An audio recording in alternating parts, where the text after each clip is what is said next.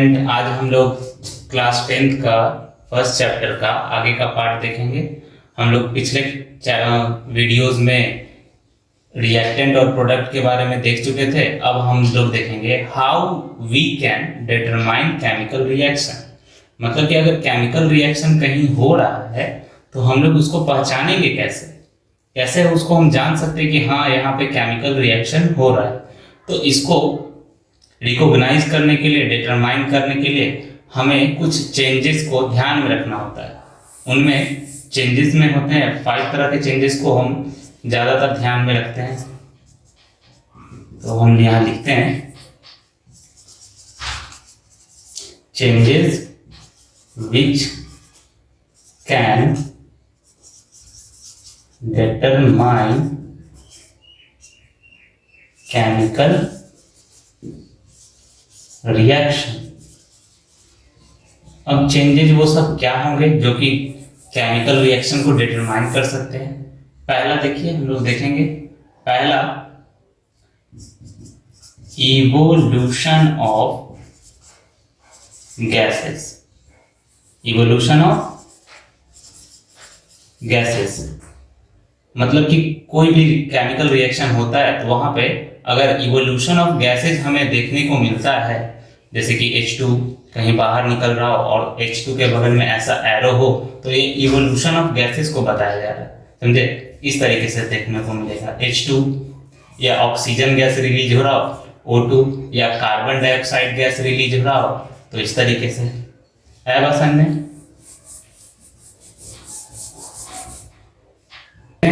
चलिए अब हम इसका एग्जाम्पल्स देखते हैं। पहला एग्जाम्पल देखिए, आप लोग नाम सुने होंगे, ये है जिंक।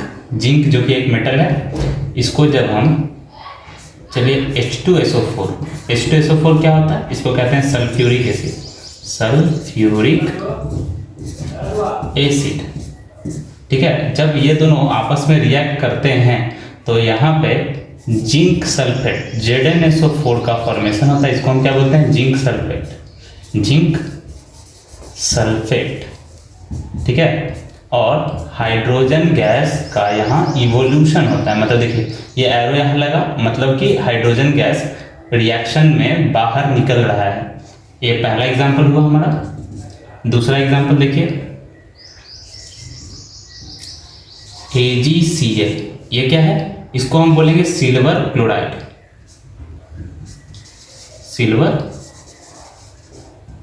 सिल्वर क्लोराइड, ठीक है। जब सिल्वर क्लोराइड को हम सनलाइट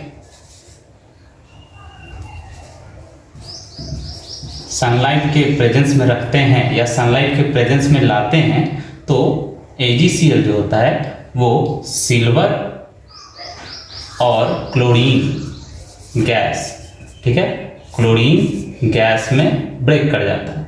ये देखिए यहाँ पे हम बैलेंस कर रहे हैं इसको, ठीक है। यहाँ पे AgCl को हमको बैलेंस करना होगा क्योंकि यहाँ पे Cl2 है। चलिए इसको फिर से समझते हैं हम लोग, बैलेंसिंग कैसे किया जाता है।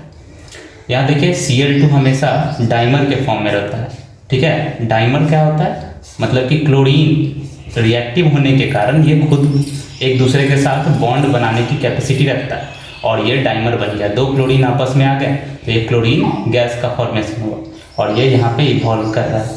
अब देखिए ये अनबैलेंस है, इसको हम बैलेंस कर लेते हैं और अगले वीडियो में हम बैलेंसिंग सीखेंगे कि कैसे हम लोग केमिकल रिएक्शन को बैलेंस करें। तो अगला वीडियो पक्का आपको देखना होगा जिससे आप बैलेंसिंग को सीख सकते हैं। देखिए अब यहाँ पे Cl2 2 है, यहाँ पे Cl कितना है? एक साइड, हमको हर साइड इक्वल करना है। तो हम इधर अगर 2 लगा दें तो ये 2 क्लोरीन हो गया, लेकिन यहाँ पे Ag भी है तो Ag में भी तो 2 अटैच हो जाएगा, यहाँ 2 मल्टीप्लाई हो जाएगा। तो हमें यहाँ भी 2 मल्टीप्लाई करना होगा ताकि Ag को हम 2 बना दें। तो यहाँ पे 2 बन गया। अब दोनों साइड यहाँ देखिए Ag भी 2, यहाँ भी Ag2, यहाँ क्लोरीन 2, यहाँ भी क्लोरीन 2, तो ये बैलेंस हो गया। ये क्या है? सिल्वर और ये है क्लोरीन गैस। ये क्या था यहाँ? Hydrogen gas. स्टार्ट। अब पहला खत्म, अब दूसरा देखते हैं हम लोग। दूसरा होता है चेंज इन स्टेट, और स्टेट आप बहुत अच्छे से जानते हैं कि स्टेट क्या होता है, सॉलिड, लिक्विड और गैस। जनरली और भी होते हैं जो कि आप लोग 9th में पढ़े होंगे। तो चेंज इन स्टेट अगर होगा, केमिकल रिएक्शन वहाँ भी होगा। एग्जाम्पल देख लेते हैं हम लोग। पहला सबसे सिंपल देखते हैं, ये है H2 मतलब कि हाइड्रोजन गैस, और ये है Cl2 मतलब कि क्लोरीन गैस। अगर ये दोनों आपस में कंबाइन करते हैं तो ये 2HCl का फॉर्मेशन करते हैं। ये एक बैलेंस केमिकल, यहाँ से बैलेंस हम इसको कर चुके हैं। तो देखिए यहाँ पे H2 ये गैस के फॉर्म में, ये भी यहाँ गैस के फॉर्म में, और ये यहाँ पे लिक्विड बोल सकते हैं इसको। ठीक है, अब है दूसरा एग्जांपल देखते हैं हम। यहाँ पे समझ रहे हैं, ये हाइड्रोजन गैस था, ये क्लोरीन गैस था, और ये बना हाइड्रोक्लोरिक एसिड, हाइड्रोक्लोरिक एसिड। ठीक है, ये क्लोरीन। अब देखते हैं हम लोग दूसरा एग्जांपल। दूसरा एग्जांपल देखिए, ये NH3 प्लस HCl, ये भी गैसियस फॉर्म, ये भी गैसियस फॉर्म। अब ये दोनों रिएक्ट करके ये बनाते हैं NH4Cl। अब देखिए NH3 को हम क्या कहते हैं, इसको कहते हैं अमोनिया। क्या कहते हैं, अमोनिया। ठीक है, HCl मतलब इसका नाम जानते ही हैं, हाइड्रोक्लोरिक एसिड, क्लोरिक एसिड। और ये क्या है, ये अमोनिया जो है, ये इसको बोलते हैं अमोनियम क्लोराइड, अमोनियम। अब देखिए यहाँ स्टेट कैसे चेंज हो रहा है, ये गैसियस फॉर्म में, ये गैसियस फॉर्म में, और यहाँ पे ये बन रहा है सॉलिड। तो सॉलिड यहाँ चेंज इन स्टेट शो हो रहा है, मतलब यहाँ पे केमिकल रिएक्शन हो रहा है। अब थर्ड हम लोग देखते हैं। थर्ड होता है चेंज इन कलर।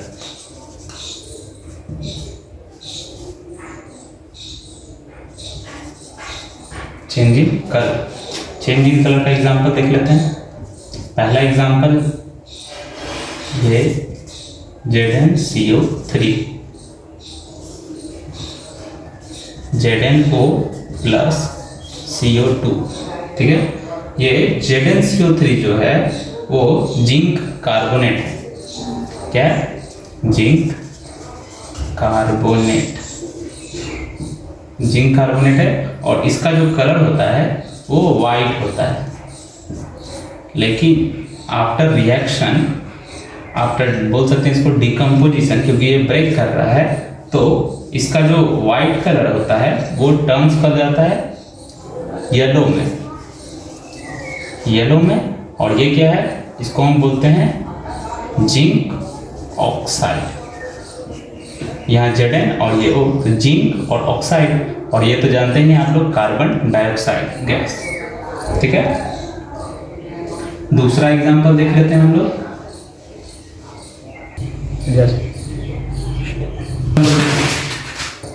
दूसरा एग्जांपल हम लोग देखते हैं, CuSO4 प्लस Fe। यहाँ पे क्या बन जाएगा, FeSO4 प्लस Cu।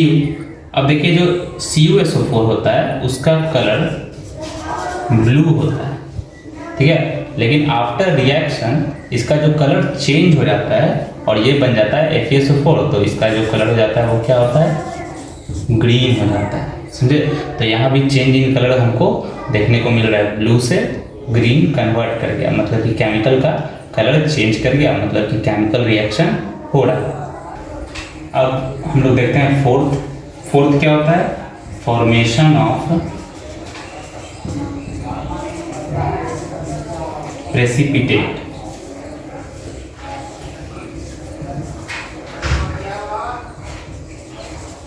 ठीक है, फॉर्मेशन ऑफ प्रेसिपिटेट। प्रेसिपिटेट होता क्या है, यहाँ पे हम लिख लेते हैं, प्रेसिपिटेट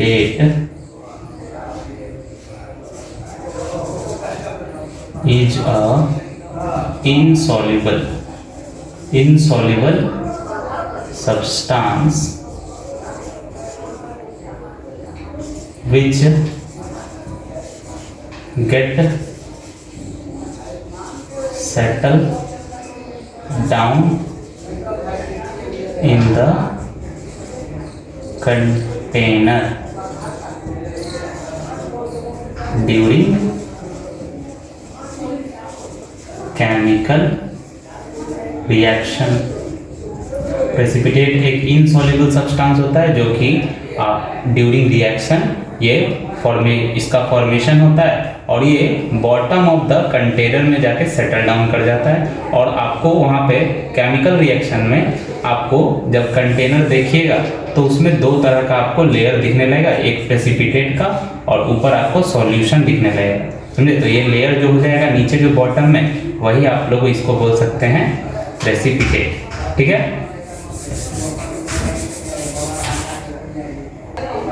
चलिए अब हम लोग इसका एग्जाम्पल देखते हैं। पहला एग्जाम्पल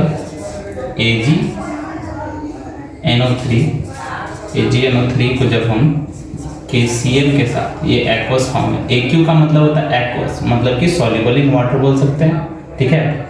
ये भी AQ के फॉर्म है और जब ये रिएक्शन होता है तो यहाँ पे फॉर्मेशन हो जाएगा, AgCl के साथ चला जाएगा तो AgCl बन जाएगा, ठीक है।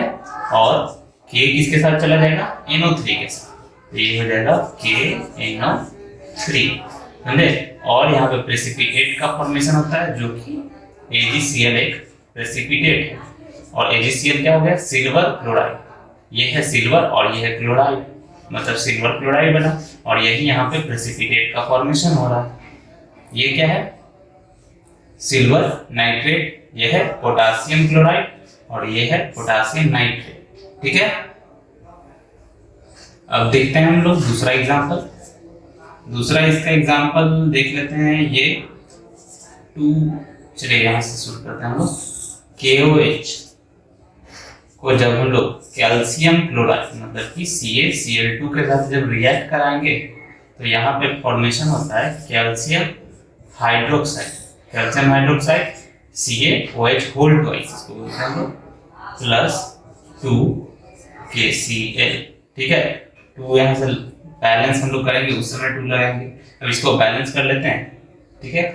OH यहाँ 2 दिख रहा है हमको, है ना, तो यहाँ OH हमको 1 दिख रहा है, तो यहाँ पे अगर हम 2 लगा देते हैं तो OH2 हो गया। लेकिन यहाँ K भी तो 2 हो गया इसके साथ, लेकिन यहाँ K 1 है तो यहाँ पे हम 2 लगा देंगे। जब K 2 हो गया तो देखें कि Cl भी 2 है, यहाँ भी Cl2 है, Ca 1 है, कैल्शियम मतलब कि 1 है एटम, कैल्शियम का 1 एटम है, मतलब कि ये केमिकल रिएक्शन बैलेंस हो गया।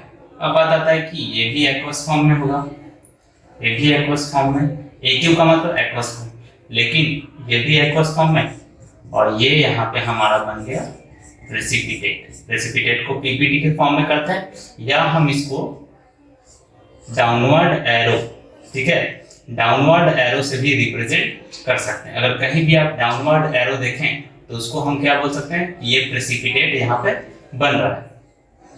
चलिए हम लोग फिफ्थ देखते हैं।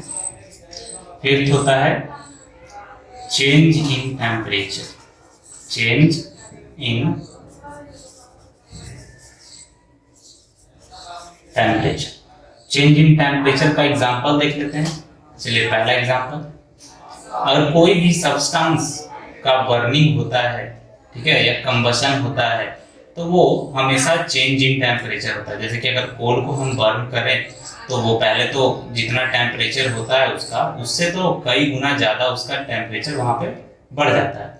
एक आप बिना जला हुआ कोयला उठाइए, कोल उठाइए, और दूसरा जो बर्न उसको उठाना पॉसिबल नहीं है, वो हाथ को बर्न कर सकता है, तो वहाँ पे चेंज इन टेम्परेचर है। तो कोल क्या है, फॉर्म ऑफ कार्बन है, तो हम उसको सिर्फ C से रिप्रेजेंट कर सकते हैं, ठीक है। और कंबशन प्रोसेस क्या है, मतलब कि जब भी कोई सब्सटेंस ऑक्सीजन के प्रेजेंस में आता है, ठीक है, तो उसका कंबशन होता है और यहाँ पे कार्बन डाइऑक्साइड गैस बनता है और प्लस एनर्जी रिलीज होता है, ठीक है, एनर्जी रिलीज होता है और वही एनर्जी यहाँ पे हीट के फॉर्म में, लाइट के फॉर्म में रिलीज होता है। अब दूसरा एग्जांपल देते हैं, ये क्या है, कार्बन, या बोल सकते हैं इसको हम कोल, ठीक है, कार्बन ही बोलिए, और ये हो गया ऑक्सीजन गैस और ये हो गया कार्बन डाइऑक्साइड।